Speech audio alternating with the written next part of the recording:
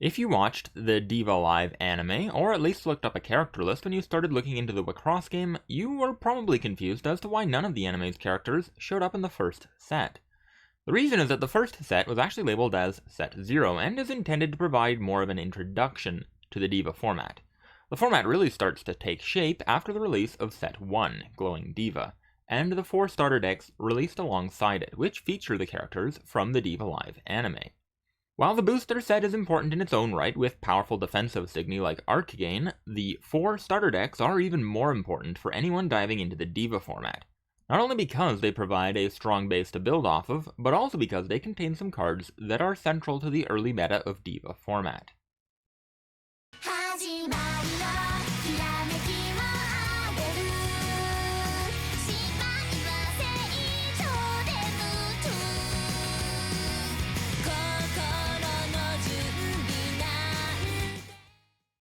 The first starter deck features the protagonists of the anime, Team No Limit. It has a red center and blue and white assists, and the main deck is heavily red focused.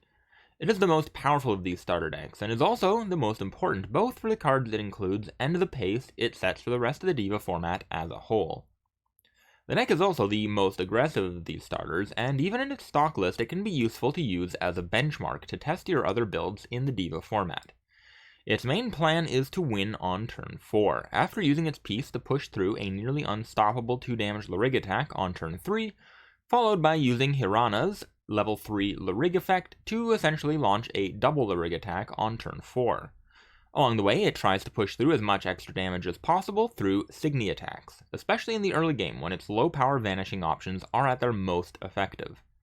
In Diva format, with the average cost for removal sitting at 3 Ener, sometimes 2 if you're lucky, No Limit has several efficient options that cost only 1 Ener. There's the level 1 Signy Romail, the spell Deafening Inferno, but most importantly, you have Lancelot, who is also one of the most important cards in Diva format overall. Her combination of an extremely efficient removal effect on a solid level 2 Signy makes her a staple inclusion in nearly every red deck in the format.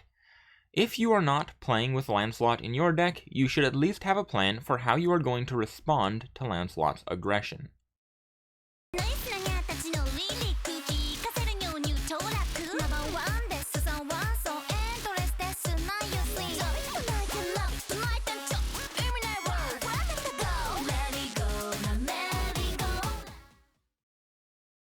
The next team is Card Jockey, which is focused on white with splashes of green as well as the option of adding a bit of red through its red assist, DJ Love It. In its stock form, this starter is the most luck dependent. It can be very strong, or it can come up short, depending largely on what you flip with the piece Endless Punchline. If you flip a level 3 or a spell, it can land 3 LRIG attacks at once, which is often backbreaking, especially in a format with so few guard effects.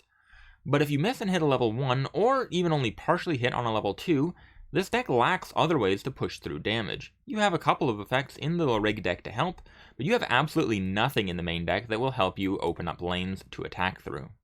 This is definitely the deck's biggest weakness, but the color combo, combined with Punchline, makes it a solid base, particularly if you're looking to build a spells-focused deck.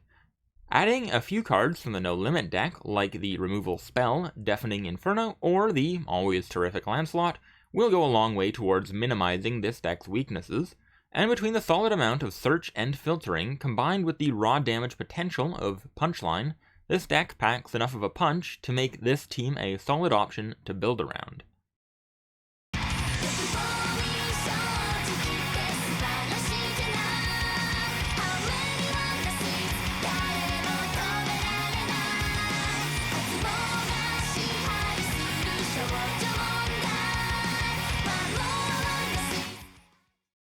Next up is the team Uchu no Hajimari, Universe's Beginning, a deck that is heavily focused on blue, with white and green assists.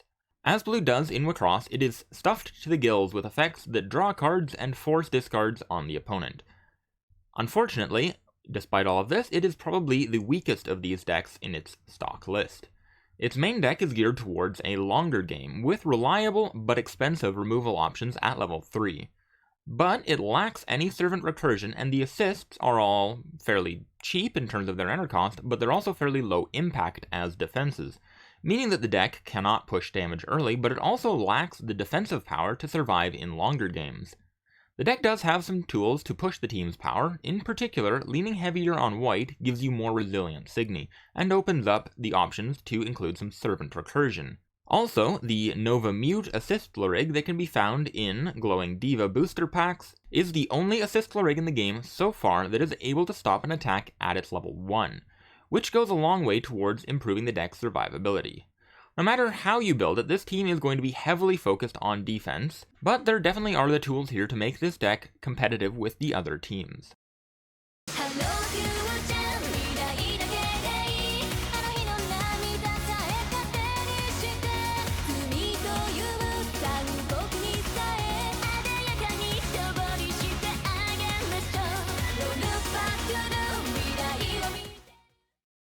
The final of the 4 teams featured in this wave of starters is Diagram, which is black focused with solid blue and green splashes. The deck is somewhat close to the Ancient Surprise deck from the first line of starters, in that it is largely a mid-range focused deck, and while it lacks some of Ancient Surprise's heavy hitters, like their piece Harmonic Call, it makes up for it by having a deep trove of removal once you hit level 3. Along the way, you have some solid defensive effects, some removal effects, and a ton of flexibility in your level 3 center LRIG. Her on-play effect can bring back a Servant from the trash for defense, or it can bring back a powerful Signy with a removal effect to push offense.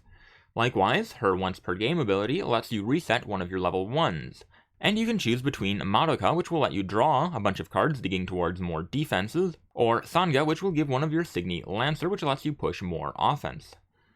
The deck also features Helium Gas, which is a Signy which is a useful inclusion in any defensive decks in the market for a blue level 2 Signy. Overall, this deck's blend of power and flexibility makes it quite solid out of the box, and also quite solid as a base to build off of, and cards like Madoka's level 1 assist and Helium Gas make this deck a good pickup for its individual pieces as well. Many of the useful cards found in Wixoss's starter deck, like Lancelot, Helium Gas, and even many of the LRIGs, cannot be found in boosters, unless you're looking for their foil versions, which are significantly more rare. This means that unlike the starter decks in many other games, it's actually quite difficult in Wixoss to build a deck without using a starter as a base. So in addition to just being a good, low-cost way to give the game a try and see what you think of the gameplay, it's also a good idea to pick up a few of these decks just for their general use in deck building. If you have any specific questions about these decks or any other aspects of Wixoss you'd like me to cover, let me know in the comments, and until next time, have a great day, and I will see you in the next video.